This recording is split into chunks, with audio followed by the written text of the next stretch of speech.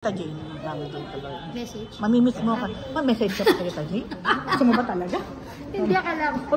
Ang mamimiss ko kay Ate Jane ay yung napakatotoo niyang kausap kapag behind the scenes namin, off-cam, sa taping at saka sa shooting.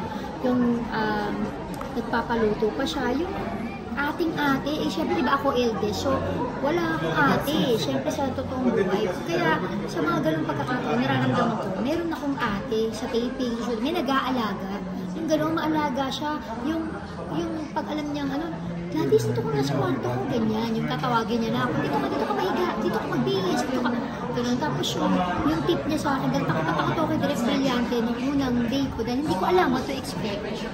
At first time ko mag-shooting na walang script, di ba, walang kakabisaduhin na ano. So, dun niya sinasabi sa akin ako, ayaw ni Dante na nagkahanda. Kung iiyak sa kanya, kung maiiyak ka, maiyak ka. Pero kung hindi mo kailangan pilitin maiiyak. Ang ganon.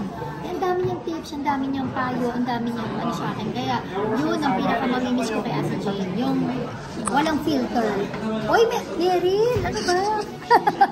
Sisi naman dyan. Meryl. Malaki yung baby mo. Malaki na. Oo. Ano, natapos na ba tayo? Diba ganyan yung interview? Daming istorbo, no? Ang ganda naman nito ba? Para saya-saya mo, no? Saya-saya nito. Alam mo ito, halatang ano.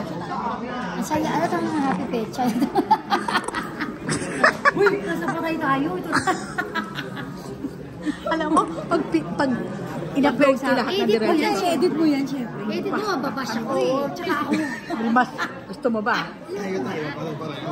Baka naman, ano, syempre, hindi naman gawin. Ang hirap naman eh. Oo, ayun na. Ako pala nagagawa.